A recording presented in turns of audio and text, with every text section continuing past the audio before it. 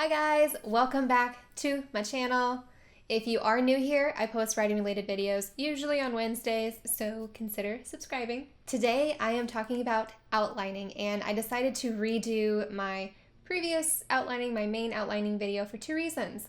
One, because the quality is terrible. It's cringeworthy. It is seriously, it's so bad. And two, my process has changed since that video. So I want to share some of those things with you guys and hopefully help you in your own outlining process. Also, this video comes at a good time because NaNoWriMo is just around the corner, and if you are participating, make sure to add me as a friend so we can stalk each other and stuff. So I'll link that down below. All right, let's jump into the video.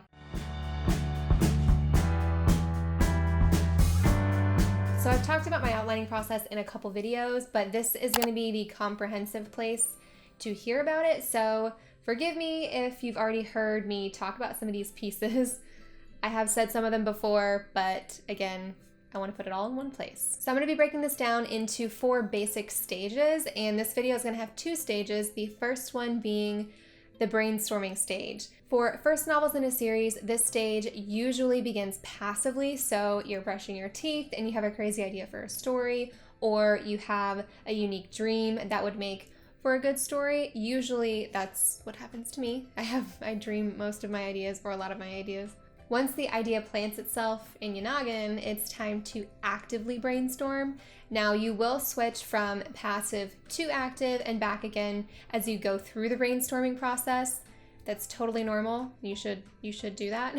Examples of passive brainstorming include thinking of your story while you're doing the dishes, while you're going on a run, while you're washing your dog, and trying not to break your back because it takes so long to wash a dog. At least my dogs. And you don't always have to be thinking about your story while you're doing those tasks. If something randomly pops into your head, use it. Actively brainstorming looks more like when you sit down with a journal or pen and paper or an open Word document and you try to come up with some basic story ideas to fill in what you already know, or maybe to answer some questions that you already have for yourself. A great way to get those active brainstorming juices flowing is to ask questions. So it may seem silly, but literally type your questions out. Like, what if my character can't walk by themselves? And then answer it. These are things you're seriously thinking of including, but you don't have to be sure about them at this point. This phase lets you pursue those ideas without committing 20,000 words to really figuring out if it's the right direction for your story. Now, it is important to combine the two, active and passive, so that your creative well is at different levels during your outlining process. If you actively brainstorm for too long, you might drain yourself pretty quickly. If you try to outline a novel in one single day, chances are you'll deplete that creative well too quickly. And I've read/heard in different places that you only have a decision bank of up to 200 decisions per day. That number may be more or less in reality, because I can't really find a reputable source of where I heard that from. But the theory of it makes sense, and it's a lot like your creative well. If you have a crazy day at work, running around doing a million different tasks, you might not have the mental juice to write at all when you get home. You've depleted your decision bank, which is kind of how I think of the creative well. Anyway, same goes for brainstorming and basically all writing in general. Try to spread out your brainstorming so you have room left in your bank to make good decisions about your novel, because once that bank is empty, you start to make poor decisions. There are studies on this too. I couldn't find them. I'm useless. During the brainstorming process, don't worry about having enough for a novel, because you're gonna continue brainstorming in these next stages. And really, you might be brainstorming for the small things until you finish your entire book, or even after in the editing phase. Your notes may be all over the place. Like, physically, they may be all over the place, but just make sure that you can keep them organized. I now keep everything in Google Documents so I can add to them whenever, wherever I am. It's much better for me than having 4 different notebooks and then having 5 different notes on my phone. So basically, stage 1 is brainstorming, getting every idea you have down on paper. The second stage is the basics. I should have come up with a better title for this, but yeah. This part is easy to explain, but the execution may take you some time. Start with the basics now that you have some random ideas for your story. The goal of this stage is to answer the following question. What is the plot boiled down to less than 3 sentences? Why is it 3? Because 3 is the magic number. No, really. 3 because if you don't put a limit on it, you'll just keep going. Make it a challenge. Try to sum up your novel in 1 sentence, which will answer the following. Number 1, who is your protagonist?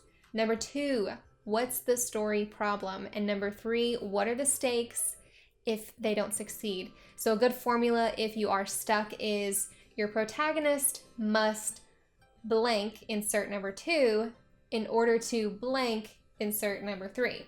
Examples of this for Harry Potter: a boy finds out he's a magician and, with the help of his friends, must use magic in order to stop an infamous dark wizard from resurrecting himself. I can't speak right now.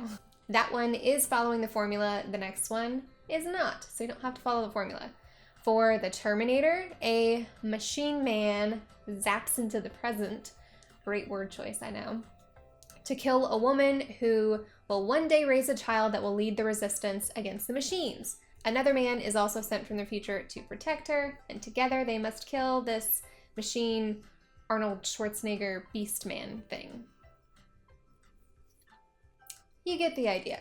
Summarize your story. The simpler, the better. It's also helpful to do the same for your villain. So describe them and figure out what their goal is. And this may be an obvious, but it's a super important point here. Your protagonist and your antagonist's goals should be in direct opposition to one another. So if one succeeds, the other fails. In Harry Potter, Harry wants to stop Voldemort from coming back, and Voldemort wants to fully resurrect himself with the Sorcerer's Stone. Harry succeeds, which means Voldemort fails. In my second example, the Terminator's one mission is to kill Sarah Connor, and her goal is to obviously not die. She succeeds, so the Terminator fails. Also, side note, but in the second Terminator, when Sarah slow-mo sees Arnold Schwarzenegger walking down the hallway, that is like a classic movie moment. So good. Anyway, at this point, you can also hash out everything that you may know about any of your supporting characters and your world. Again, try to keep all this information organized. When you go back and look at it later, I didn't lose a bunch of stuff, but since I wasn't organized in how I kept everything, it was just a pain to go back and make everything organized. So save yourself some trouble later on. You may think you're gonna remember stuff, but you're probably not going to. That's just how it happens. When you have 20,000 things to remember, it gets hard to remember them anywhere. All right, that seemed kind of short, but that's all I have for you guys today. Be sure to check back next week for stages 3 and 4, which involve hitting the key plot points, which helped me realize post-writing why one of my characters was falling flat, and actually assembling your outlines. So be sure to come back next week.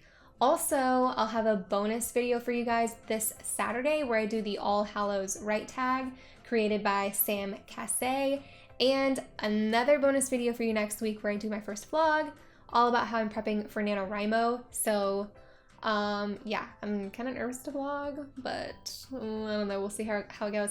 And I have another video probably coming next week. I teamed up with Erin Condren and they sent me some free goodies to do a review on my channel. So I'm going to do that for you guys next week, and I'm going to show you how I'm using that to prepare for NaNoWriMo because, yeah, I already said I'm participating. All right, so subscribe to my channel for more writing content, and if you ever have any questions or suggestions for new videos, just drop a line for me down below. Bye, guys.